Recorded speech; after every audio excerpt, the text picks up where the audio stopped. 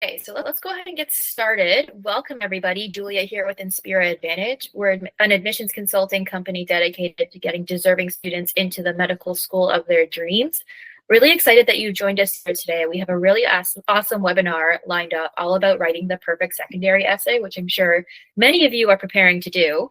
We'll get into the content super quickly, but just want to go over a couple of things before we start.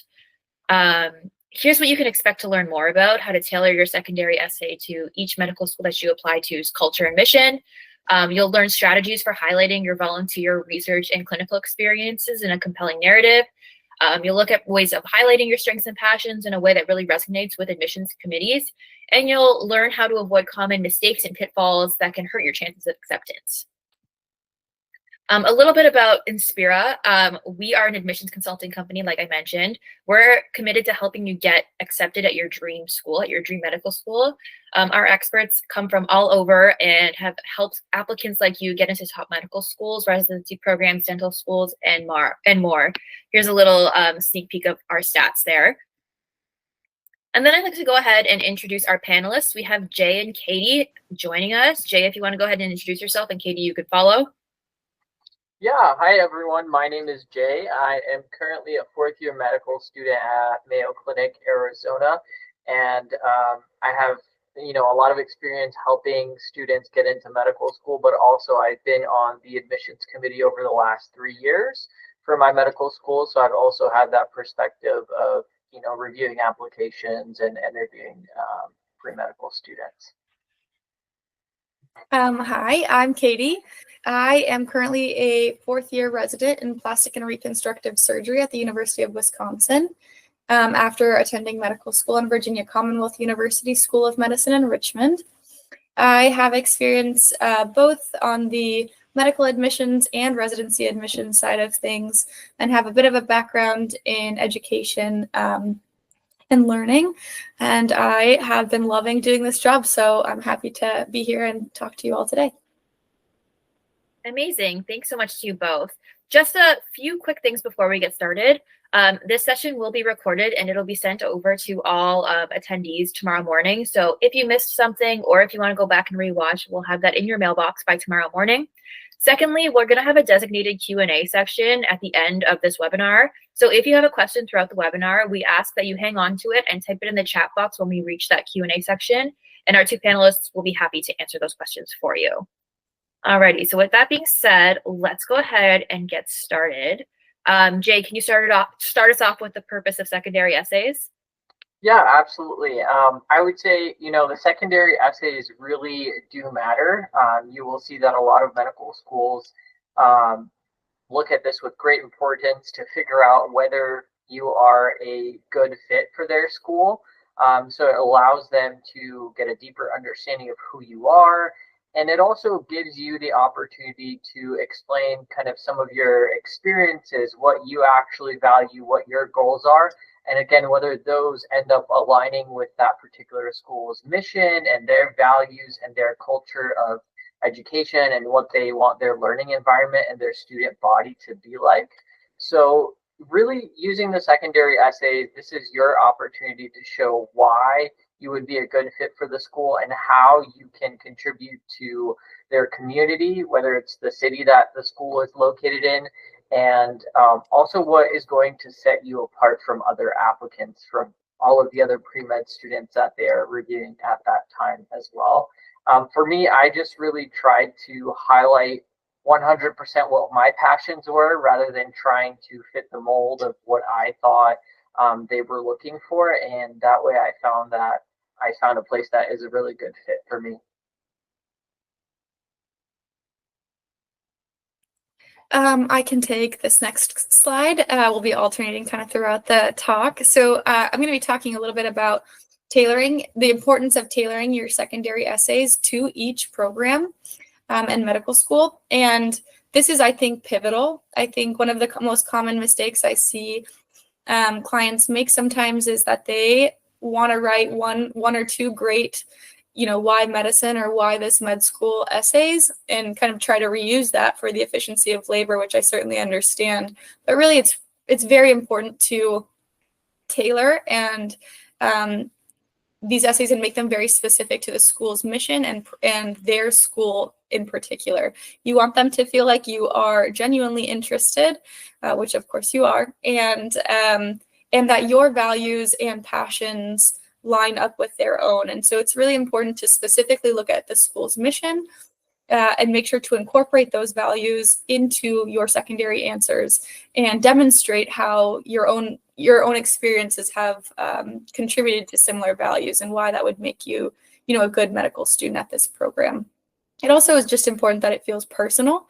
It's very obvious when applicants write something that is kind of broad and vague, and clearly has been likely used for other medical school secondary applications. So you want to make it feel personal and genuine, and I think that's a common misstep for some applicants. And moving on from there, we want to talk a little bit more about highlighting your experiences. Again, I think as Kitty mentioned, there's this tendency to write some generic or general statements that we see across the board. But what we would rather see is you highlighting your experiences that you are actually passionate about, that you have done, that you have, dedicated months, years to during college or after college. And so, you can talk about things like your volunteering experiences. How do you want to help others? How have you done that in the past? And how would you do that in the future when you come to said, particular medical school? And I think that's really important, being able to tie what you've done in the past to what you are going to do in the future or bring with you to that particular institution. And I'll give you an example. If there is a medical school that really emphasizes, community service and working with underserved populations, and that's something that you've done in college, then you should definitely connect those two things and bring that strength forward with you. Now, I was someone who did not have a lot of volunteer experiences. On the other hand, I had a lot of research experiences, and so I highlighted a lot of those things. So if you have a medical school that is really big on research and advancements and innovation, then that is something that you can connect. Like, this is the research that I did in neuroscience in college, and this is what I want to bring with me to your medical school and forward that mission, as I carry on my career.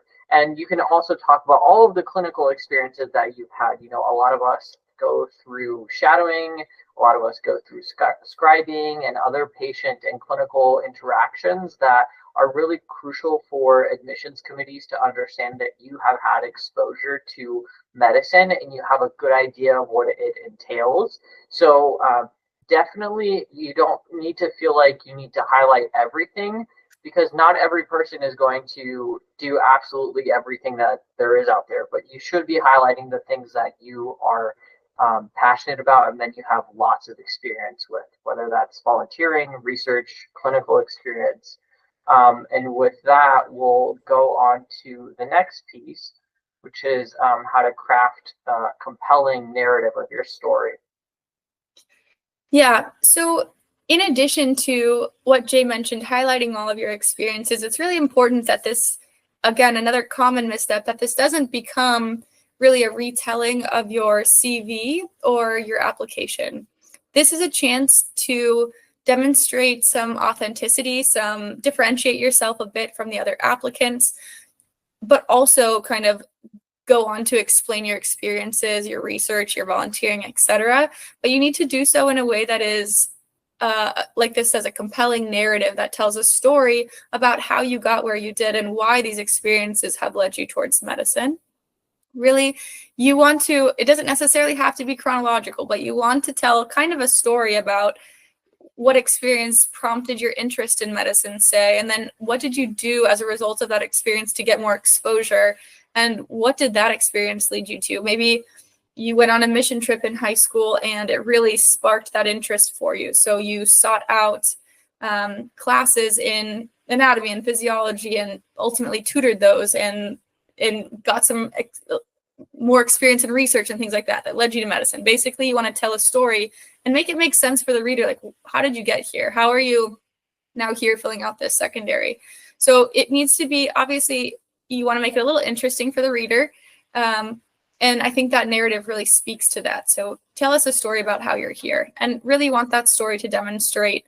There's some other traits that we'll talk about as well, but demonstrate your own personal growth and reflection of your journey. So I didn't just do research because it was the next thing I was supposed to do for my application. I did research because of a passion and an interest for this particular question, medical question that I had, medical curiosity. And so really reflecting on your experiences, and A, how they impacted you, and B, how it would make you a good potential medical student or perhaps future physician. And that kind of is equivalent with the growth factor as well, just basically showing that you're continuing to learn more about the field and expose yourself in longitudinal ways that show interest and passion.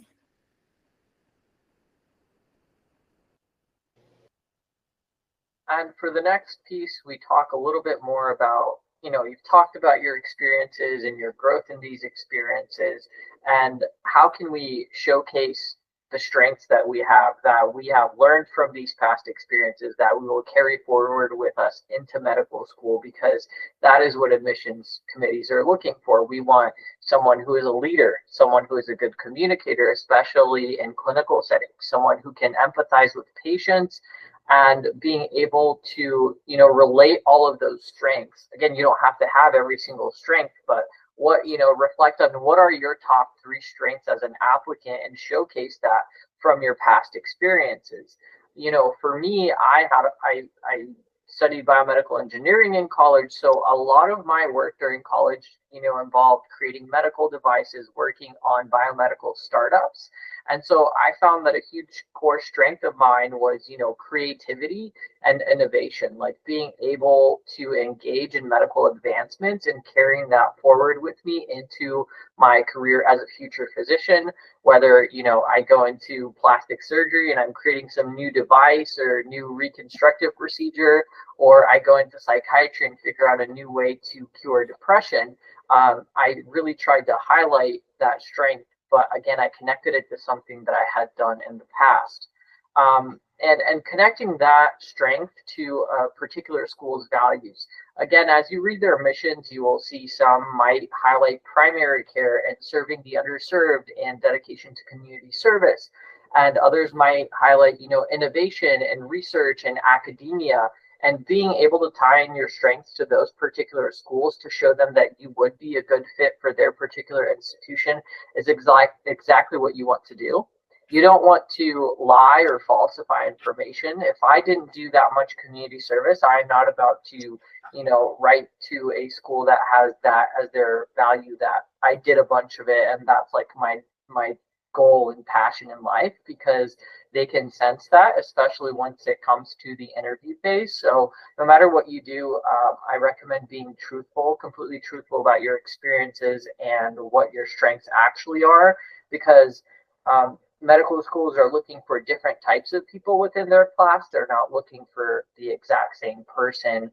I don't want 200 of you to be the exact same. So that is kind of my 2 cents. And from here, we'll move on to a brief check-in. Okay, so I know we just kind of got a lot of information, a lot of really valuable information. So let's use this slide to really take a second, take a deep breath, maybe stretch your legs, walk around. And while we're doing that for a minute, I just want to stop in, do a little check-in, and let everybody know that's watching this webinar that at Inspira, just for joining this webinar, you are eligible for a 10% off of any of our programs with the code that you see there, 10 off web. You can even scan it with the QR code. You're also eligible for a free consultation with any of our Inspira experts. So Katie here or Jay will be happy to help you out, as long as you just visit us on our website and book a consultation, and we'd be happy to help you out with that. On to our regular scheduled programming. Let's continue. So I'll be talking a bit about how to connect your passions and experiences to medicine.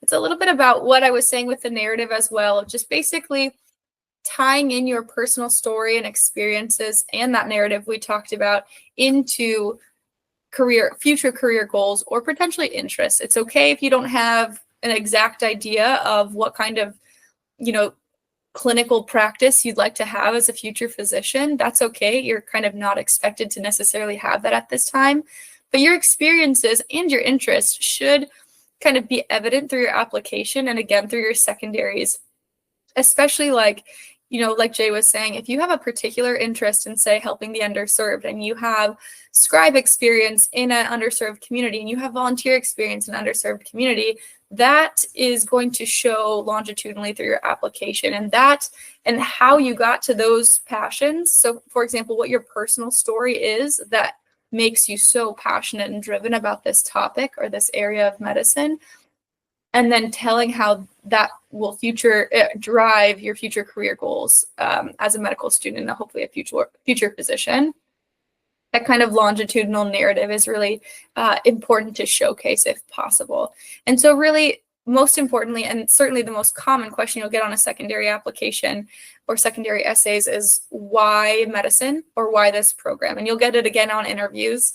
And it's really important that you have a clear view as to why medicine. I think it can be challenging for folks, you know, like us, where we just love science and we like working with people, and that's an easy enough explanation. But really having a clear idea about what has gotten you to this point and what will continue to drive you through medical school, and being able to communicate that goal and that motivation is really moving for folks on the other side of the application and reading things. So if you can demonstrate that, you've really got a top tier kind of secondary application.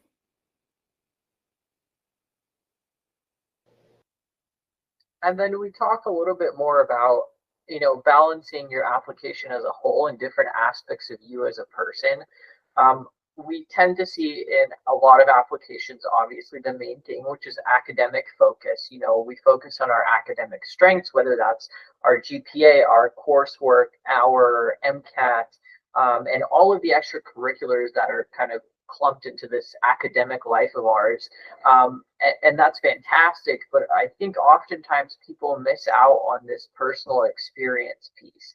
You should be able to talk about your personal experiences in your personal life and your family and your story. You know, a lot of people have family members that are sick, or you have been sick and you've been a patient, or you know, you've observed something on a personal level that has shaped your interest in medicine, and that is absolutely something that we want to hear about. We want to get to know you as a human and as a person, because that's what builds the connection. And you're going to be treating patients who are also, you know, wanting connection. So yes, we are looking for that academic piece, but we also want to know that there is a person that can, you know, empathize there as well. And if we think about long-term goals, you know, oftentimes you might get asked, what specialty are you interested in, or what are your long-term career aspirations? And I think what's important to note here is that it's okay to speak your current truth and know that it might not be true in 5 years. And that is totally fine. We have all gone through this path of self-discovery where when I was a pre-medical student, I thought I was going to go into XYZ specialty, and now I'm at the end of medical school and I'm going into something totally different, or I have a totally shifted perspective on, you know, where I want to be in medicine. But regardless, my passion of innovation that I had as a pre-med student is still there. It might be channeled into a different specialty. It might be channeled into different extracurricular activities, but that core passion is still there. So don't get startled by feeling like you're lying by saying, oh, I want to go into this specialty now, or by not being able to commit. It's totally okay. We understand that things change as we progress in our education and in our training.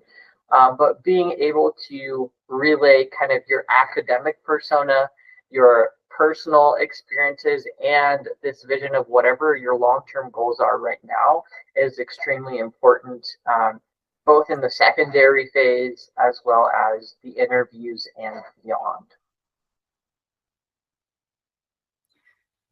So I'll be talking a bit about avoiding some common pitfalls. I also have some of my own to throw in here.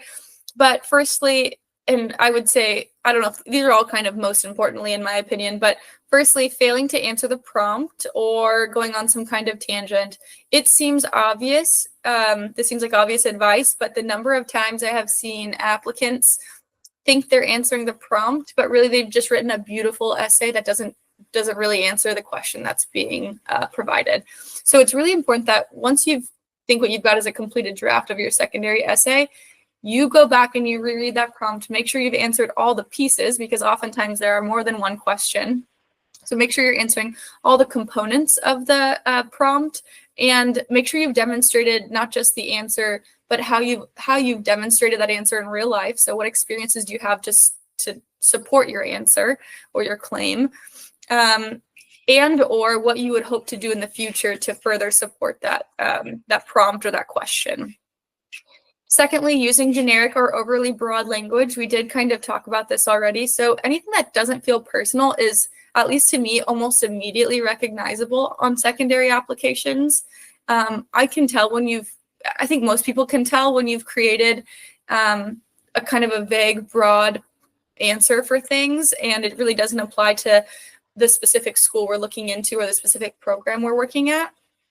So it's okay to have a rough kind of draft that you use for most programs, but really make sure we are tailoring it and making it personal for the program we're applying to or sending it to.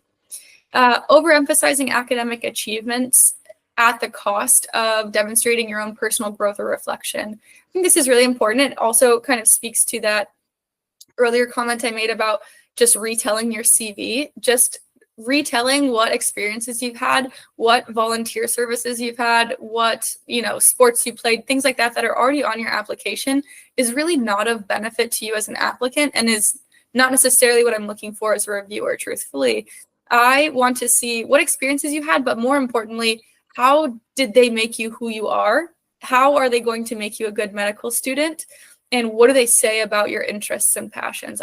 This is the part where it is most important for you to advertise yourself, but more in a way of authenticity and less in a way of, look at all of these things I've done and how high my GPA is.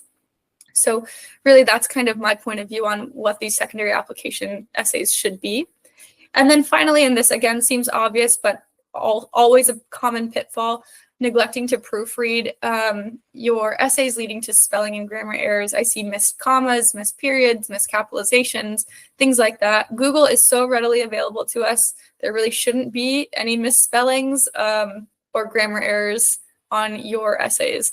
And certainly as a counselor, this is part of our job, is to help with these things and catch these things. But if you're doing this yourself, that's just something to be careful for. And then I just want to add kind of common, I don't know if it's just my take or a pitfall, but I had some great advice as a medical student applying to residency in regards to secondary applications, but also personal statements.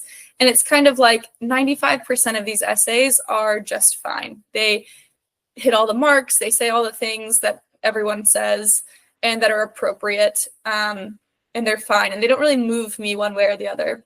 5% are red flags, like bad grammar, or they say something that makes me really question their motivation for medicine, something not good. And then 5% are great. And 5% of these great essays, what they have in common is that they are personal and they are authentic. And they move the reviewer to stick their neck out for the applicant to get them an interview. And I think that is what makes a great personal statement, in addition to avoiding all these common pitfalls, but really is just like, I feel like I know this person well enough to say they would be an excellent person to interview, at least, if not an excellent medical student. So those are just my 2 cents on pitfalls and tips. Yeah, and I think along those lines, again, kind of re-emphasizing that piece is using clear and concise writing style in your secondary essays. I know most of us are not English major by any means, and so getting help here is fantastic if you feel like, hey, I'm not sure how my writing comes across, but really, the personal statement might be a space where you can be more creative, whereas the secondaries tend to be a space where you want to be a lot more, straightforward and to the point. Try to avoid complex or technical language or flowery writing. We're not writing, you know, a Twilight series or a new novel. And just eliminating unnecessary words or sentences that are too generic and don't add any value to your essay. And again, being clear, concise, to the point, and making sure that all of your paragraphs flow and they're not just disconnected paragraphs that have no connection to one another. And a big picture piece I always emphasize here is think of yourself as the reader. When you read a textbook, what's the worst thing that like can happen that frustrates you? If you have to go back and reread a sentence 3 times in order to like finally grasp the understanding of that sentence, you're probably like angry and you don't want to read it anymore. And I think as an application reviewer, that's what happens. If I read a sentence and I have to reread it once or twice to like get the understanding of like what you're trying to get across, then I start getting frustrated. My mind starts fatiguing and the rest of your secondary might not, you know, get processed well in my mind. And so I encourage people to think of the psychology of your reader. How is the other person's mind going to interpret my secondary essay? And the way that we can make sure that their mind interprets it well and quickly and easily is by using that clear, simple, kind of chronological language. And also, you know, I don't know about you, but my mind hates reading like a block of text that's like this long that has no spaces between it. So what I encourage, you know, people that I work with is create small chunks of paragraphs, put spaces in between them, allow your reader's mind to kind of navigate that much easier than they would if they read an entire block of text that has no spaces between it. So be clear, concise, and think about how you're going to make your reader feel when they are reading your secondary essays. I have touched on this a bit, but it certainly bears worth re-emphasizing here. So the self-reflection component is critical. Like I said, it's not in these secondary essays, it's less important about what academic achievements you have or experiences you have, and it's more important to me as a reviewer how those experiences have shaped you, how they have caused some personal growth, what insights have they given you in terms of the field of medicine, your passions, things like that, how you relate to patients, things like that. I'm certainly just more interested in again, getting to know you and what makes you tick and how you think and how you work, because it helps me understand what kind of a medical student and physician you'll be. And so just when you are writing these secondary essays or personal statements, every experience you have should not just be listed, it should be at least elaborated on to a degree about how you got there, how it impacted you, and and potentially how it would make you, what traits you've learned from it or gained from it, grown from it, and how that would apply to you as a potential future medical student.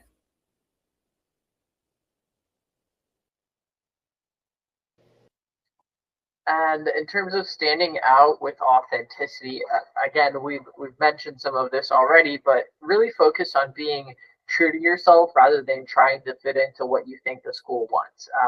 If you are not passionate about research, then don't try to embellish that or try to say that that's who you are, because it will come across. And avoid exaggerating experiences that, again, don't reflect your real passion. Some things that come up are hobbies. If you are talking about hobbies in your secondaries or other personal passions, make sure that they're true to you, because if you say that you love cooking or you love baking or that you love reading, they're likely to delve further into that. And if you can't speak to it at the interview phase, then it comes across as really poorly on you that you love cooking, but you can't tell me your favorite recipe, or you can't tell me how to even bake a cookie, So really trying to be truthful, honest, and true to who you are as a human. and using your own voice and your own personality to create a connection with the reader. I have a funny example of one of my classmates a couple of years ago. I was asking him what he wrote about in his secondaries, and he said that he loves to make birdhouses, which I was like, okay, that's like the quirkiest thing I've ever heard. But then it happened that one of his interviewers was also an avid bird watcher and a birdhouse maker, and so they spent their entire interview talking about birds. And so, you never know what quirk of yours might end up creating a connection with a reader on the other side or an interviewer. So, if you can find any way to stand out by sharing some of those more unique passions, more unique experiences, then do that by all means, because I can tell you that almost every pre-medical student has been a scribe, an EMT, or something along those lines. And as important as those experiences are to gain that clinical understanding or a perception of what medicine is, those aren't necessarily the things that make you as an individual stand out. I'll just add to that. I like to think of this as what you want is your reviewer to relate to you in some way, because a reviewer that relates to you and your secondary application and or personal statement is more likely to feel positively towards your application. And they cannot relate to you if your essays are broad and generic. There's nothing to relate to. So as Jay was saying, like some personality here, certainly you don't need to be over emotional or anything like that, but some personality and authenticity here is so valuable to allow your reader to relate to you and want to, advocate for you. So the last thing you want to try to do, or one of the last things you want to try to do, is connect your experiences. This is part of the narrative again, connect your experiences to your future goals. What we really like to see on applications as well as in secondary essays is that you have long-term or longitudinal passions and interests in either medicine or some adjacent related field or area. And so really, like, I don't want you to just have gone to, let's say, I don't know, one volunteer experience once that is completely disjointed from the rest of your application. While it is valuable, you can certainly learn things from that particular experience. What I would prefer to see, and hopefully we can demonstrate in your secondary applications, is that, say you have a longitudinal interest in medical innovation, like Jay say. So you have some, maybe some undergrad experiences, you have maybe some college experiences, high school undergrad experiences, and you can connect that to long-term aspirations. I hope to continue this work in medical school in these ways, utilizing potentially these resources at your specific medical school. So again, you're tailoring and personalizing each medical school secondary application, and you're relating that to longitudinal interests and passions that are very clearly, hopefully visible throughout your application. And so, again, like Jay said, don't have to know exactly what you want to do. It's okay to also say, like he said, what you're interested in right now. And that can be just based on your experiences. And you can show that I'm interested in this because look at all this time and effort and passion and investment I've made in this, topic related and how it will apply to your future career. So let's say that you start writing your secondary essays and it's months from now and you're like, heck, I don't remember what they said that one time. Well, if you keep a checklist of these three things and you review your essays, and if you have these three things, you're probably doing a really good job. One, you want to make sure that your secondary essay is personalized. You want to make sure that it's personalized to your specific examples of what your past experiences have been, but you want to also personalize it to the medical school that you are applying to. Make sure that what they value, what their mission is a good fit between your past experiences and their current values. So, good fit, personalization. Number two is you want to make sure that secondary essay is clear, concise, and easy for your reader's mind to take in. So avoid unnecessary words or sentences that are generic. You just want to make sure that it flows really nicely and that your reader doesn't have to go back and reread something 5 times in order to understand what the heck you are saying. And then that piece of reflection. You want to show how you have grown from your past experiences, what you have learned, what strengths you have built from those past experiences, and be able to explain how you want to carry that growth or those experiences, that new skill set, that strength into the medical program you are about to apply to. I think as an application reviewer, I always want to know, how is this applicant going to come here and make this school a better place? Every school has, flaws or areas that can be improved, ways in which the learning environment can be made better. And obviously, every single person that comes here, you want to ask yourself, in what way is that student going to make the learning environment better? So if you can showcase that, I am going to come to your school and continue working in the community, doing, student run clinics, or I am going to come to your institution and continue my research in XYZ and forward innovation and medical advancement at your institution. So whatever, again, that thread and passion is, how are you going to bring it with you to wherever you are coming? And what value are you going to bring as well? Yeah.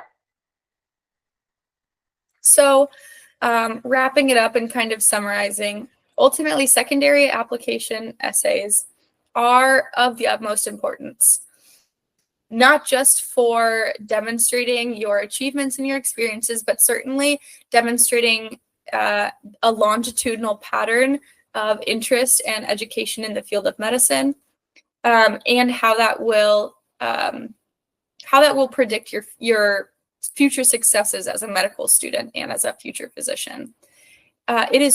These essays are so important because most schools will send these out prior to any filtering of applications, any looking at applications, things like that. And it is your best opportunity to demonstrate yourself and advertise yourself even further as a person, as a student, as a researcher, etc. And really, the application is certainly your primary application is certainly an opportunity to demonstrate those things. But these essays are really the best free text response option you have to demonstrate why and how you are different from other applicants, and why and how the experiences you've grown through and learned from will make you an excellent medical student and hopeful future physician.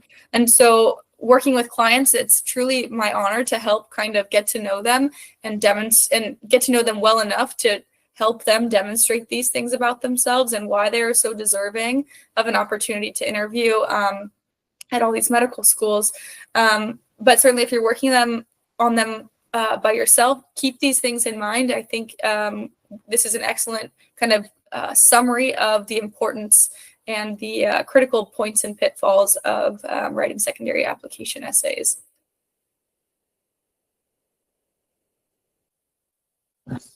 So finally, I will let you take over. I just wanted to say thank you all for being here today and letting us kind of talk at you. And I think we're both very open to any questions you might have. We're happy to help. I'm just always trying to make the process a little smoother for folks because it can be quite challenging.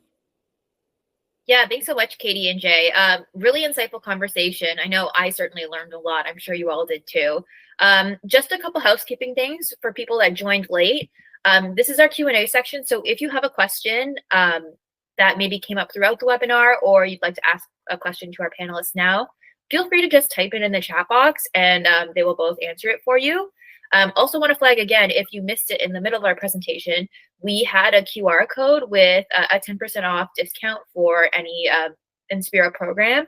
So scan the QR code and get started with a free consultation, and then we can guide you towards any programs that we have that will help you get into the medical school of your choosing. I will let people ask questions for now. Let's wait till they come in.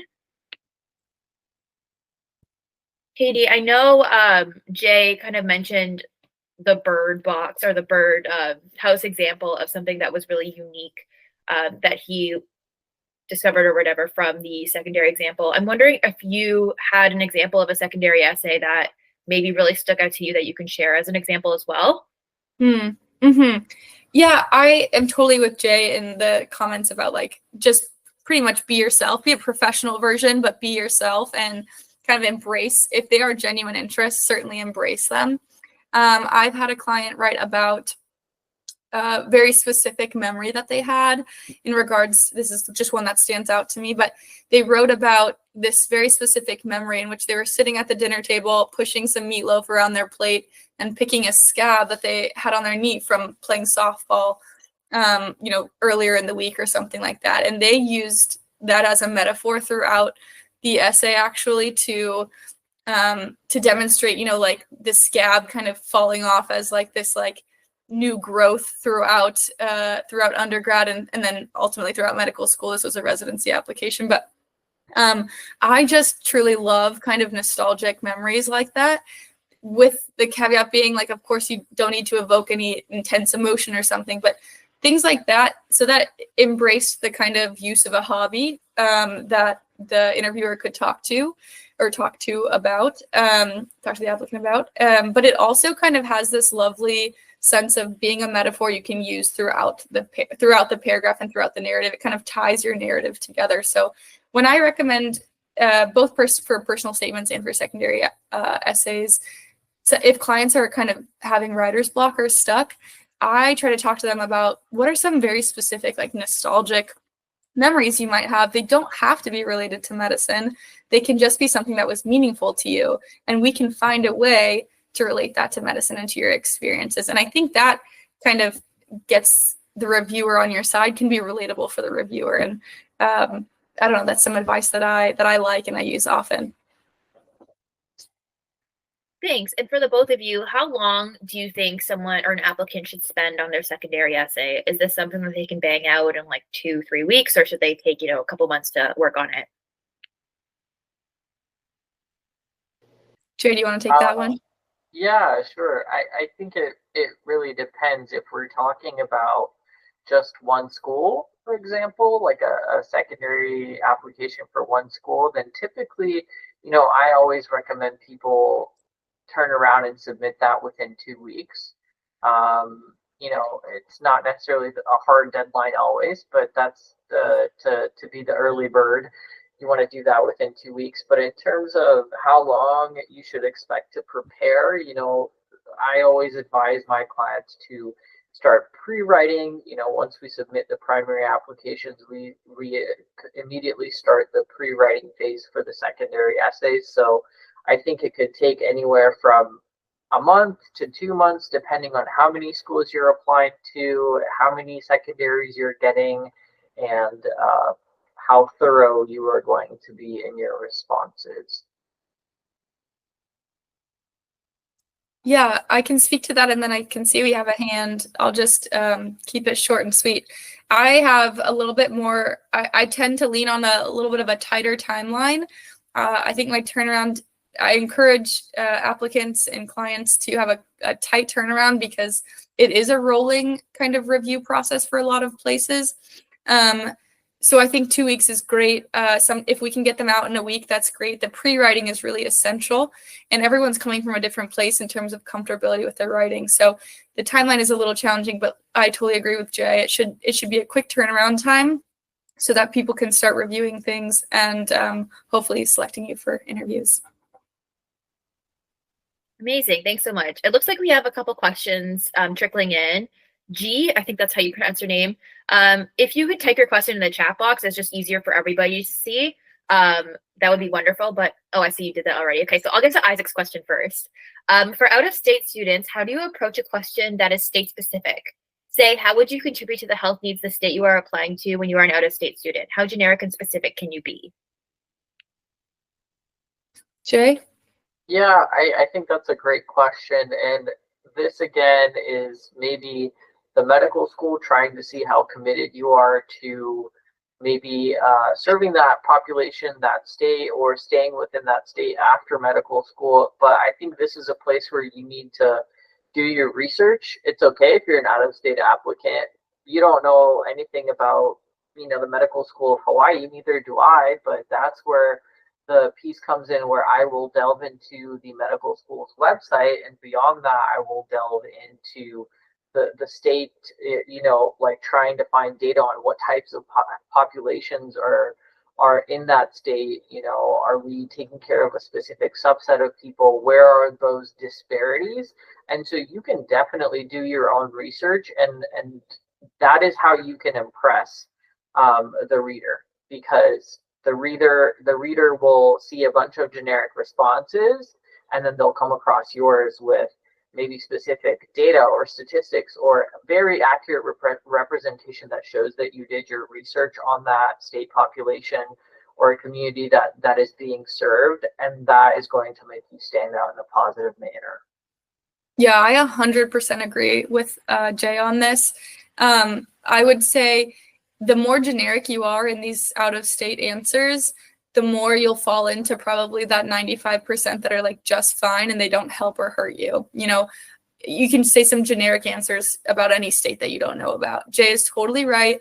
I would look into the population and somehow population or disparities or, common communities located near that medical school, if there are any in particular, and hopefully be able to make some comparison to your own experience, even though you are out of state. So for example, I don't know. So for example, my state, Wisconsin, right now, we see a lot of farm traumas or industrial accidents.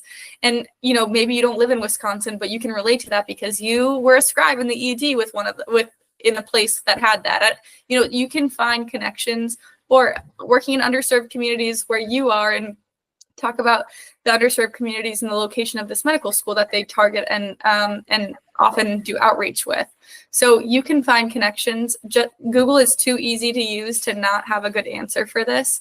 And it's obvious that they're going to be reviewing out-of-state applicants. So that's not a red flag.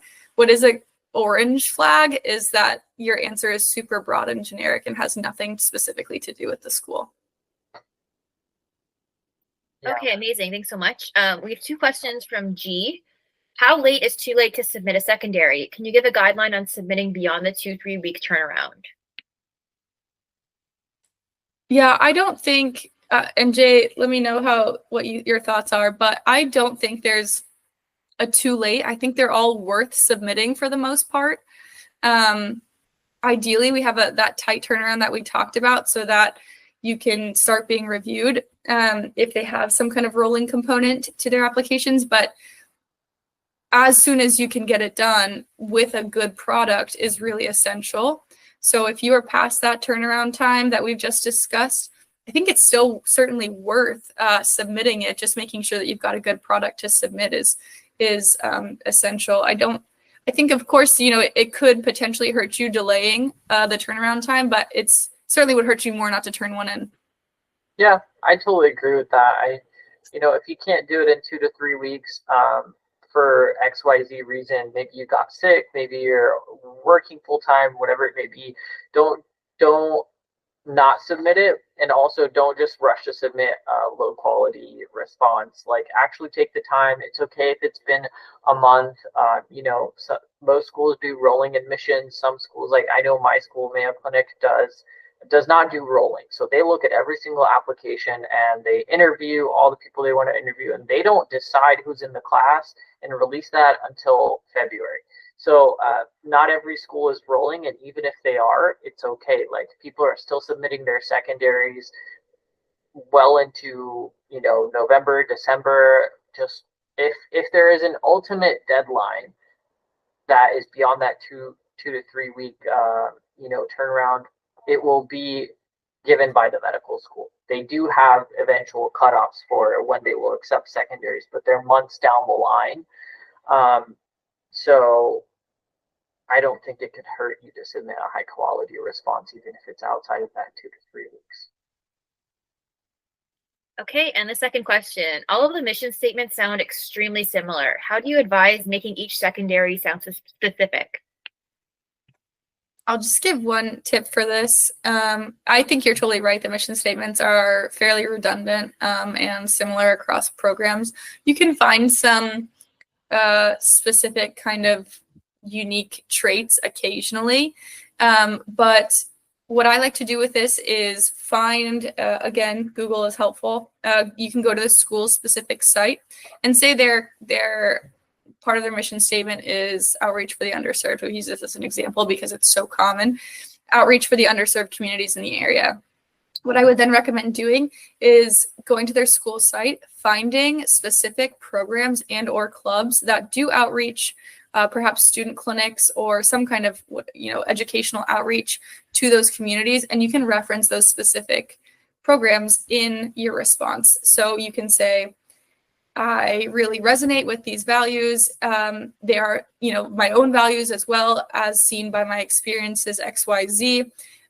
If given the opportunity, I would love to continue this work through this student-run clinic by name, even if you can find it, this student-run clinic working with this community. And I think that is how to make something that is a very vague, like outreach to the community mission statement, making that a little more specific and tailored.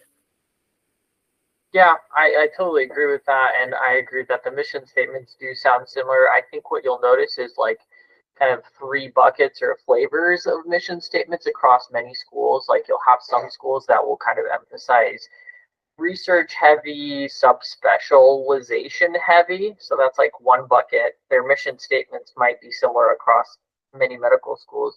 And then you might have another bucket that's like focused on community outreach and primary care as part of their mission statement. And then you might have like a third bucket of type of medical school that might focus specifically on underserved communities or rural medicine, XYZ. So yes, across the board, they all sound similar, but you know that maybe at the school that emphasizes research and innovation, you might want to highlight a previous research experience or a research project that you would love to be a part of in that medical school. If it's a rural medicine type of school, then you highlight a specific rotation in a specific rural medicine site that you would want to be a part of. So there's definitely things you can highlight from your past experiences to accentuate what exists at that medical school to show that you've done your research. Honestly, you just want to show that you've done your research on the school and you know what it's about. Okay, another question from Isaac. As a follow-up in the context of researching for essays, what is your take on citations and paraphrasing? How often or less would you recommend? I don't find that this comes up super often. There are specific situations in which the secondary essay prompt is something like about vaccines. It is just the one off the top of my head, but some kind of very specific prompt. Like, for example, the one I'm thinking of is like, your neighbor has a kid and they come to you because they're like concerned about vaccinating their child. What would you tell them? In those very specific situations, I do find that citations and or paraphrasing can be helpful. Used kind of sparingly. I think you want it to primarily be your understanding of the concept, but also like your communication style with the patient's mom, things like that. Empathy. You want to demonstrate some other traits there, and it's less about like what are the numbers and more about how you would manage this situation in which there's a disagreement between patient and provider. So I think I would say my answer would kind of, to sum it up, would be probably sparingly. It's okay if you feel like it's really essential to demonstrate a point, but mostly they're interested in your thought process and I don't know, character traits and how you would manage these things. Is that what your thoughts are, Jay? Or yeah, I don't think I've ever seen a question that required a citation or that type of research, nor have I had an applicant write anything that involved citation. So yeah. Yeah, I think the other thing I'm thinking of is where it could come up is if you're trying to discuss, like, say, a community that you don't know much about, like the out-of-state question.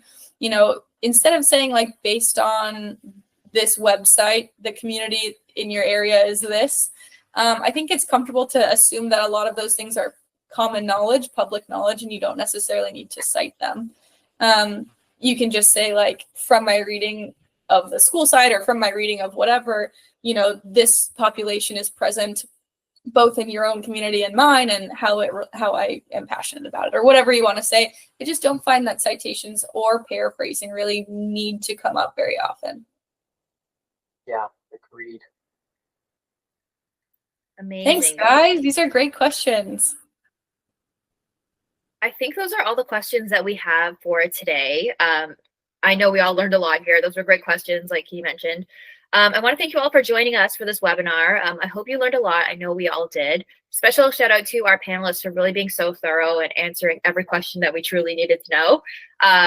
Keep an eye out for this webinar heading to your mailbox tomorrow morning. Thank you so much for joining again, and we will see you in the next webinar. Take care. Bye, everyone.